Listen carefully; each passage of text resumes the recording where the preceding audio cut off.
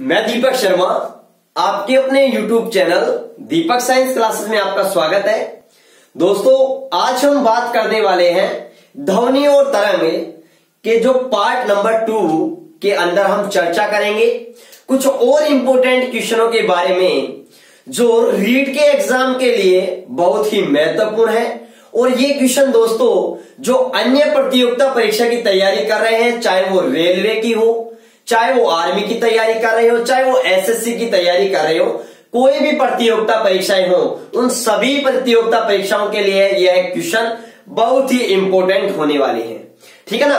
तो आज हम बात करेंगे क्वेश्चन नंबर 13 से क्वेश्चन नंबर 21 तक। ठीक है। इससे पहला वाला पार्ट अगर आपने नहीं देखा है तो उसका डिस्क्रिप्शन में लिंक दे रखा है, आप वहां जाके जाइए और वहां से आप देख सकते हो। ठीक है ना। और इन क्वेश्चनों की अगर पीडीएफ लिंक प्राप्त करना चाहते हो तो नीचे डिस्क्रिप्शन में टेलीग्राम चैनल का लिंक दे रखा है, वहां से आप इनकी पीडीएफ प्राप्त कर सकते हो। ठीक है दोस्तों, तो अब शुरुआत करते हैं। हमारा नेक्स्ट क्वेश्चन है कि कैंसर के उपचार में किस किरणों का प्रयोग किया जाता है या किस किरणों का या किन तरंगों का उपयोग किया जाता है।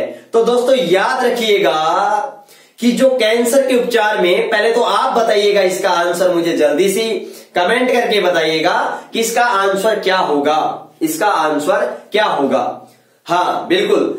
तो देखिए दोस्तों, कैंसर के उपचार में कौन सी तरंगों का प्रयोग किया जाता है, तो याद रखिएगा इसका आंसर होगा गामा किरण का प्रयोग किया जाता है।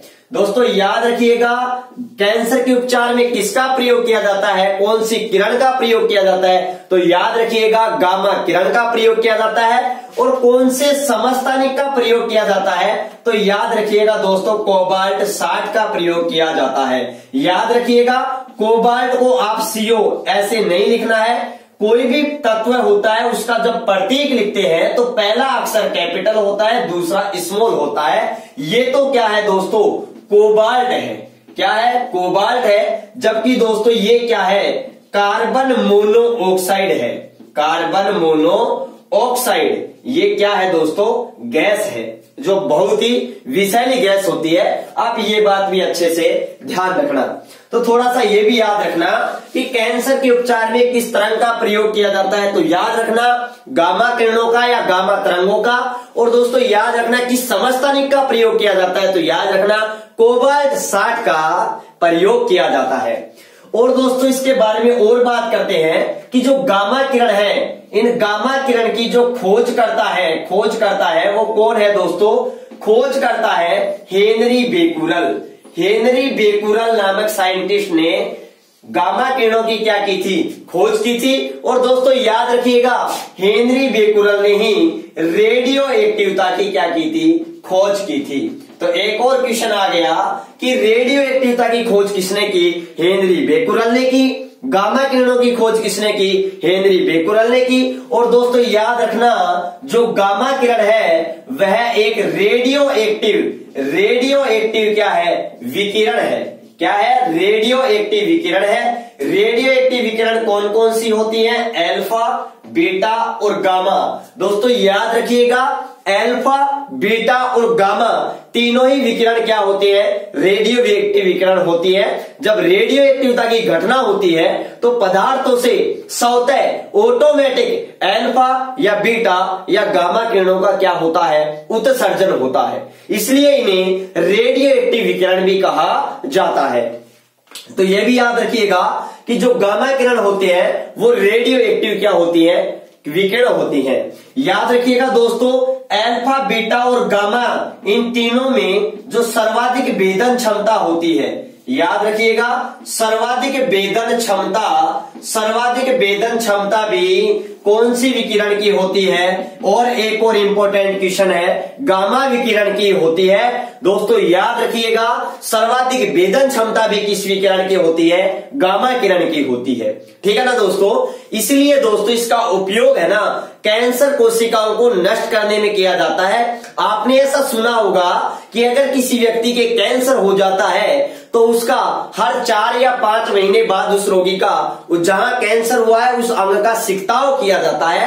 तो जो उसका छिड़काव किया जाता है, जो कैंसर थेरेपी की जाती है या मैं कहूं रेडियोथेरेपी की जाती है, उसके अंदर गामा किरण का ही क्या किया जाता है दोस्तों, प्रयोग किया जाता है। और गामा किरण उस कैंसर से ग्रसित कोशिकाओं को क्या कर देती हैं, नष्ट कर देती हैं, जिससे उस रोगी को कुछ समय तक के लिए राहत मिलती है। ठीक है ना, ये बात याद रखिएगा। ठीक है ना, तो ये बड़ा जब अच्छा क्वेश्चन है। और दोस्तों याद रखिएगा, जो गामा किरण होती है, गामा किरण होती है, इस पर जो आवेश होता है वो कितना होता है, शून्य होता है। ये बात भी आप अच्छे से ध्यान रखना। ठीक है ना, क्लियर। तो देखो हमारा पहला क्वेश्चन हो गया, कैंसर के उपचार में किस किरणों का प्रयोग किया जाता है, तो याद रखना गामा किरणों का। इनका गामा किरणों का। क्लियर। नेक्स्ट क्वेश्चन नंबर 2 के बारे में अपन बात करते हैं।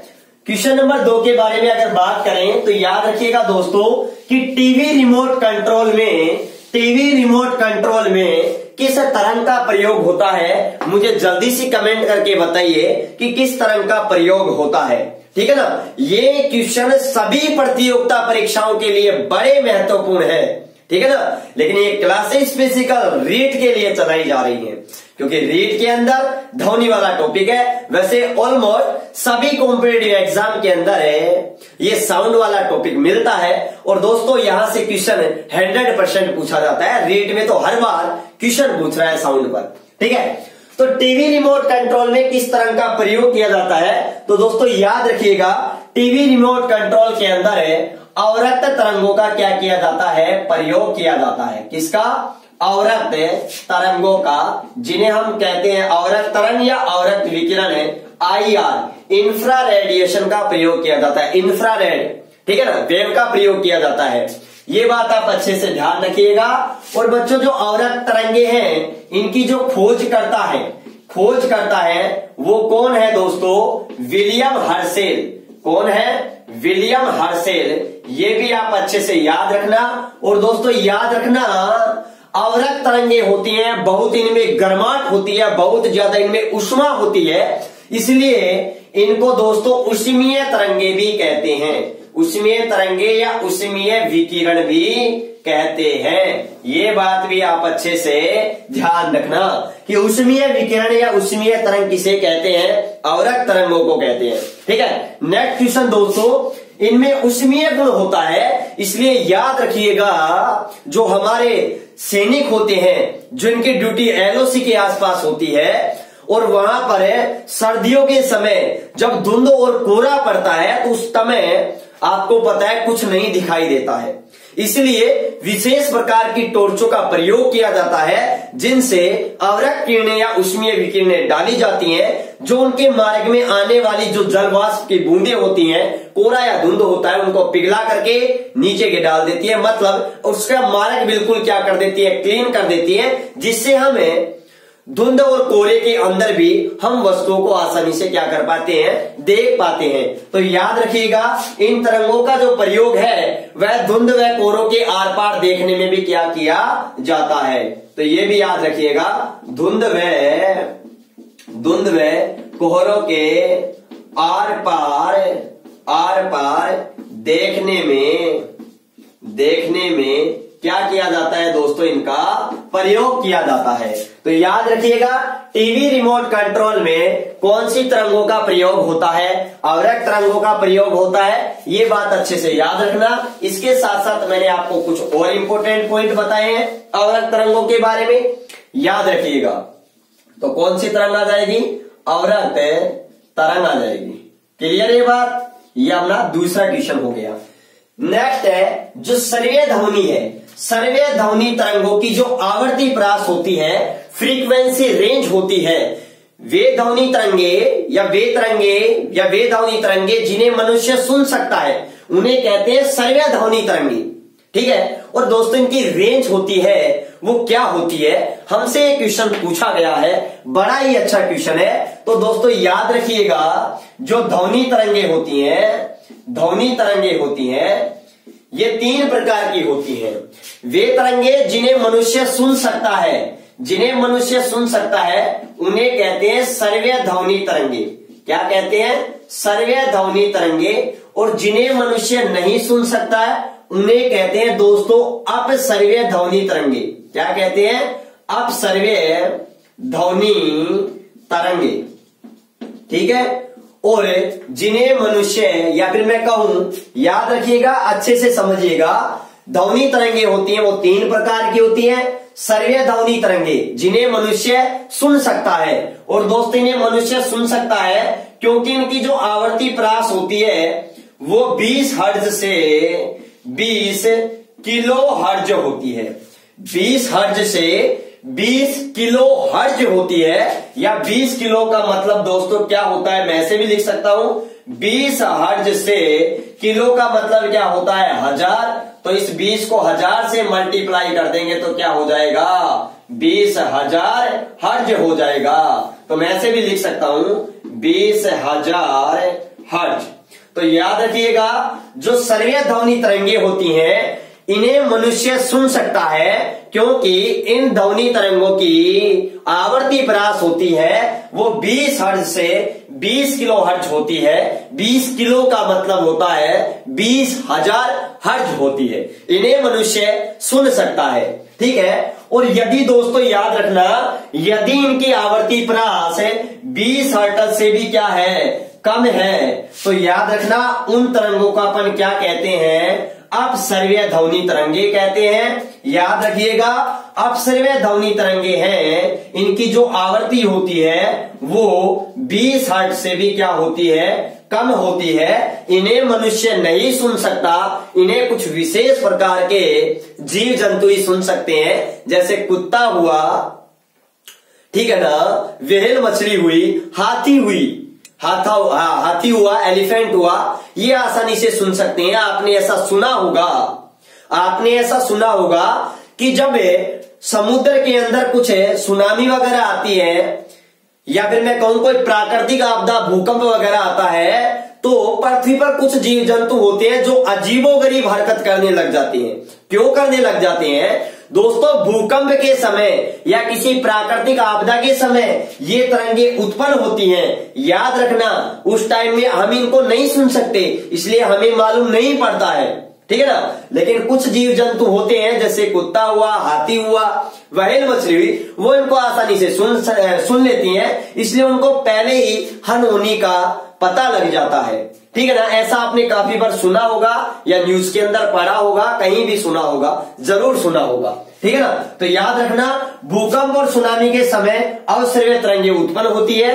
अपसर्व्य, ठीक है ना, याद रखना है। इनकी आवर्ती परास 20 हर्ट्ज से कम होती है। मनुष्य नहीं सुन सकता, कुत्ता, व्हेल मछली और हाथी सुन सकते हैं। क्लियर।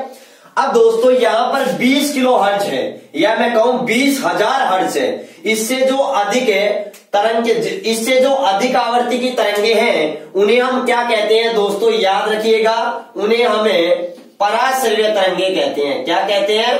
पराश्रव्य तरंगे कहते हैं, क्योंकि इनकी आवृत्ति 20 किलो हर्ट्ज या 20,000 हर्ट्ज से क्या होती है? ज्यादा होती है। याद रखिएगा, चमगादड़ होती है, वह सुनने के लिए इसी तरंग का प्रयोग किया जाता है। सोनार के अंदर भी पराश्रव्य तरंगों का ही प्रयोग होता है। रीट के एग्जाम में पूछा गया था कि सोनार के अंदर कौन सी तरंगों का प्रयोग होता है, तो याद रखिएगा पराश्रव्य तरंगों का प्रयोग होता है। इस पर मैं और डिटेल से आपसे बात करूंगा। तो ये क्लियर हो गई। तो हमारा आंसर क्लियर हो गया कि जो सर्व्य ध्वनि तरंगे हैं इनकी जो आवर्ती परास होता है वो 20 हर्ट्ज से कितना? 20 हर्ट्ज से 20 किलो हर्ट्ज, 20 हर्ट्ज से 20 किलो हर्ट्ज, या मैं कहूं 20 हर्ट्ज से 20,000 हर्ट्ज के बीच होती है। तो ये बात क्लियर, ये क्वेश्चन हमारा क्लियर हो गया। नेक्स्ट आगे चलते हैं, आगे बढ़ते हैं, उसके बाद में चर्चा करते हैं। अब नेक्स्ट क्वेश्चन है दोस्तों, वायु में ध्वनि का वेग कितना होता है? तो मुझे जल्दी से कमेंट करके बताइए कि वायु में ध्वनि का वेग कितना होता है, जल्दी से बताइए। शाबाश। हाँ, तो वायु में ध्वनि का वेग कितना होता है दोस्तों? याद रखिएगा, वायु में जो ध्वनि का वेग होता है वो कितना होता है? वो होता है दोस्तों 332 मीटर प्रति सेकंड। और दोस्तों ये 0 डिग्री सेंटीग्रेड ताप पर होता है। आप ये भी याद रखिएगा कि वायु में ध्वनि का वेग 332 मीटर प्रति सेकंड होता है और वो भी कितने ताप पर है? 0 डिग्री सेंटीग्रेड ताप पर होता है। दोस्तों मैं आपको ये भी बता दूं, कॉम्पिटिटिव एग्जाम में ज्यादातर ऑप्शन में यही दिया जाता है और इसे ही सही माना जाता है। अगर दोस्तों याद रखिएगा, जो अपनी 9th क्लास की एनसीईआरटी की बुक है उसके अंदर दोस्तों ध्वनि का वेग 331 मीटर प्रति सेकंड भी दे रखा है, याद रखना। और जबकि 11th क्लास के एनसीईआरटी के अंदर 332 मीटर प्रति सेकंड दे रखा है, ठीक है ना। तो इतने पास पास ऑप्शन आपको नहीं देंगे, ठीक है। ये बात मैं क्लियर कर दूं, 9th क्लास की एनसीईआरटी में आपको ये डाटा दिया गया है, ठीक है ना। जबकि कॉम्पिटिटिव एग्जाम के अंदर और हमारी 11th क्लास की एनसीईआरटी है उसके फिजिक्स की बुक के अंदर है 332 मीटर प्रति सेकंड दिया गया है 0 डिग्री सेंटीग्रेड ताप पर, जबकि 9th क्लास की एनसीईआरटी में 331 मीटर प्रति सेकंड है वेग दे रखा है ध्वनि का, वो भी 0 डिग्री सेंटीग्रेड ताप पर। ये बात क्लियर होनी चाहिए, ठीक है ना, क्योंकि मान्य होगी जो एनसीईआरटी की होगी।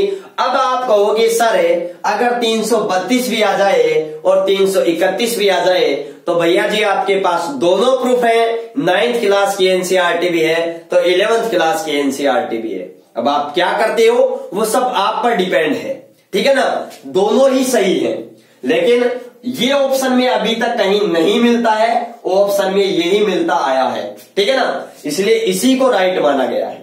क्लियर? और समझिएगा दोस्तों ध्यान से, ध्वनि का जो वेग होता है, ध्वनि का जो वेग होता है वो याद रखना ताप पर डिपेंड करता है। और दोस्तों याद रखना ताप बढ़ाने पर ध्वनि का जो वेग है, ध्वनि का जो वेग है वह भी क्या होता है? बढ़ता है। और दोस्तों 1 डिग्री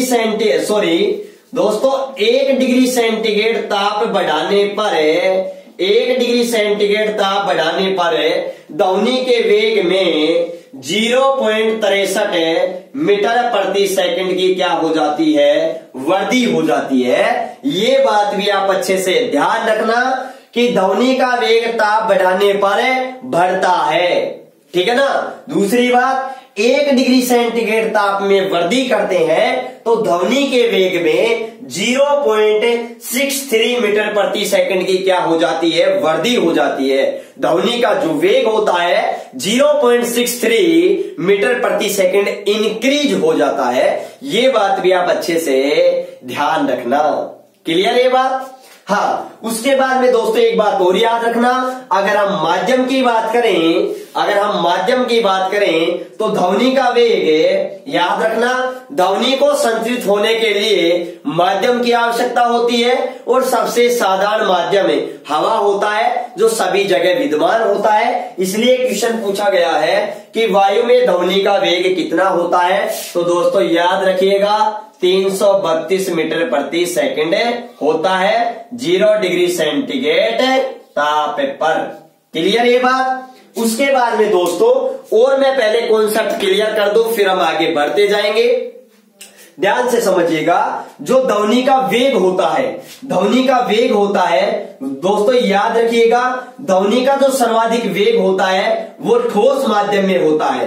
कौन से माध्यम में होता है? ठोसों में होता है। और उससे कम कौन से माध्यम में होता है? द्रव में। उससे कम कौन से माध्यम में होता है दोस्तों? गैसीय माध्यम में। और सबसे कम जो ध्वनि का वेग होता है वो किसमें होता है? निर्वात में होता है। ये बात आप अच्छे से ध्यान रखना, ये बहुत ही गजब का कॉन्सेप्ट है, याद रखिएगा। ध्वनि का वेग सर्वाधिक ठोसों में होता है। देखो क्यों होता है? क्योंकि ध्वनि को संचरित जो ध्वनि होती है, मैंने इससे पहले वाले क्लास में बताया था कि जो ध्वनि होती है वो अनुदैर्घ्य तरंग होती है, ठीक है ना। ध्वनि को संचित होने के लिए माध्यम की आवश्यकता होती है और माध्यम के कण होते हैं ठोसों के अंदर पास पास होते हैं। इसलिए जो ऊर्जा ध्वनि के अंदर जो ध्वनि ऊर्जा होता है उसका संचरण ठोसों में क्या हो जाता है? जल्दी हो जाता है। इसलिए ठोसों में ध्वनि का वेग ज्यादा होता है। द्रव में थोड़ा कण दूर दूर होते हैं इसलिए उससे कम होता है, गैस में और भी कम होते हैं, और जबकि दोस्तों निर्वात के अंदर कोई भी कण नहीं होते हैं इसलिए निर्वात के अंदर ध्वनि का वेग कितना होता है दोस्तों, 0 होता है। ये बात भी याद रखिएगा कि निर्वात के अंदर ध्वनि का वेग कितना होता है, 0 होता है। क्लियर। उसके बाद में दोस्तों अगर गैसीय माध्यम की बात करें तो बहुत सारी गैसें होती हैं, याद रखिएगा, लेकिन अगर मैं बात करूं सबसे ज्यादा ध्वनि का वेग होगा वो कौन सी गैस में होगा, तो याद रखिएगा हाइड्रोजन गैस में होगा। और हाइड्रोजन गैस में जो ध्वनि का वेग होगा वो दोस्तों कितना होगा, 1284 मीटर प्रति सेकंड होगा। कितना होगा, 1284 मीटर प्रति सेकंड होगा। ये बात भी आप अच्छे से ध्यान रखिएगा। क्लियर। द्रव के बारे में बात करें तो दोस्तों याद रखिएगा, द्रव के बारे में बात करें तो द्रव के अंदर याद रखिएगा जल में ध्वनि का वेग क्या होता है, सबसे ज्यादा होता है। और दोस्तों जल भी 2 प्रकार के होते हैं। अगर मैं बात करूं, एक तो समुद्री जल जिसमें लवण भी घुला होता है, एक आसूत जल जिसमें लवण वगैरह नहीं होता है। तो याद रखिएगा जल के अंदर अगर द्रवों में बात करें तो जल में ध्वनि का वेग ज्यादा होता है, और जल के अंदर कितना होता है ये भी याद रखिएगा। अगर मैं समुद्री जल की बात करता हूं दोस्तों, तो समुद्री जल में 1531 मीटर प्रति सेकंड होता है। और दोस्तों जो आसूत जल होता है, आसूत जल, उस आसूत जल में जो ध्वनि का वेग होता है वो होता है 1498 मीटर प्रति सेकंड होता है। ये बात याद रखिएगा। और जबकि ठोसों में बहुत इंपॉर्टेंट क्वेश्चन है, अगर मैं ठोस के बारे में बात करता हूं तो दोस्तों याद रखिएगा ठोसों में सर्वाधिक वेग किसमें होता है, या तो स्टील में ऑप्शन मिलेगा, या आपके पास किसमें मिलेगा, इस्पात में मिलेगा। और दोस्तों याद रखिएगा स्टील या इस्पात में, किसमें, स्टील या इस्पात में जो ध्वनि का जो वेग होता है वो वेग हमारे पास में दोस्तों कितना होता है, 5960 मीटर प्रति सेकंड, 5960 मीटर प्रति सेकंड। ये बात आप अच्छे से ध्यान रखिएगा। लेकिन दोस्तों अगर धातुओं की बात की जाए, किसकी बात की जाए, धातुओं की बात की जाए, तो धातुओं में ध्वनि का सर्वाधिक वेग किसमें होता है, एल्यूमिनियम में होता है। और एल्यूमिनियम में कितना होता है दोस्तों, 6420, कितना होता है, 6420 मीटर प्रति सेकंड होता है। दूसरे नंबर पर निकिल में होता है, किसमें होता है, निकिल में होता है। याद रखिएगा कितना होता है, 6040 मीटर प्रति सेकंड होता है। ठीक है। अगर स्टील या इस्पात या एल्यूमिनियम तीनों ही ऑप्शन हो तो याद रखिएगा ध्वनि का वेग सर्वाधिक किसमें होता है, एल्यूमिनियम में होता है। अब हमारे सारे क्वेश्चनों के कॉन्सेप्ट क्लियर हो गए हैं। अब हम इसके आंसर लिखना स्टार्ट करते हैं। देखो ध्वनि का सर्वाधिक वेग किसमें होता है, तो याद रखिएगा ऑप्शन पर डिपेंड करेगा। स्टील भी हो सकता है, इस्पात भी हो सकता है, और एल्यूमिनियम भी हो सकता है। किसमें, धातुओं की बात करें तो, धातुओं में बात करें तो। ठीक है। ध्वनि का वेग सर्वाधिक किस धातु में होता है, आ गई बात, वही एल्यूमिनियम। अगर पर्टिकुलर धातु की बात करें तो दोस्तों याद रखना एल्यूमिनियम।